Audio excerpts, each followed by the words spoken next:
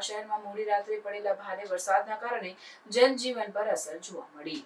વડોદરા શહેરમાં મોડી રાત્રે સરેરાશ 55 થી 60 કિલોમીટર પ્રતિ કલાકની ઝડપે ભારે વાવાઝોડું ફૂંકાયું. આ વાવાઝોડામાં શહેરના અનેક વિસ્તારોમાં વીજ પુરવઠો ખોરવાઈ ગયો હતો. જો કે વહેલી સવાર સુધીમાં MGVCL દ્વારા મોટાભાગના વિસ્તારોમાં વીજ પુરવઠો પૂર્વવત કરાયો હતો, પરંતુ બપોરે 12 વાગ્યા સુધીમાં પણ 800 જેટલા મકાનોમાં વીજ પુરવઠો શરૂ થયો ન હતો. ભારે વાવાઝોડાના કારણે શહેરમાં ઠેક ઠેકાણે વૃક્ષો જમીનદોસ્ત થવાના અને હોર્ડિંગ પડવાના બનાવો બન્યા હતા. જો કે આ ઘટનાઓમાં કોઈ જાનહાનિ થઈ નથી.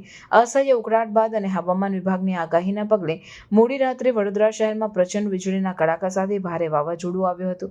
સરેરાશ 60 કિલોમીટરની ઝડપે ફૂંકાયેલા વાવાઝોડા સાથે અડધો ઇંચ જેટલો વરસાદ વરસ્યો હતો. ભારે પવન સાથે પડેલા વરસાદને પગલે શહેરના નીચાણવાળા વિસ્તારોમાં પાણી ભરાઈ ગયા હતા. જોકે સવાર પડતા પાણી ઉતરી ગયા હતા. સ્થાનિક પૂર નિયંત્રણ કક્ષના જણાવ્યા પ્રમાણે મોડી રાત્રે વાવાઝોડા સાથે વડોદરા શહેરમાં 9 મિલીમીટર, સાવલી તાલુકામાં 1, પાદરા તાલુકામાં 3, કરજણમાં 10 અને શિનોર તાલુકામાં 7 મિલીમીટર વરસાદ નોંધાયો. વરસાદના કારણે વડોદરા શહેરના નીચાણવાળા વિસ્તારોમાં પાણી ભરાઈ ગયા, જેમાં ખાસ કરીને સ્લમ વિસ્તારોમાં પાણી ભરાઈ રહેવાના કારણે લોકોની હાલત કફોડી બની ગઈ હતી. માર્ગો પર ભરાયેલા પાણી વરસાદ બંધ થયાના ગણતરીની મિનિટોમાં ઉતરી ગયા હતા. આજે પણ વહેલી સવારથી જ અસહ્ય ઉકળાટ શરૂ થતાં શહેરીજનો ત્રાહિમામ પુકારી ગયા હતા.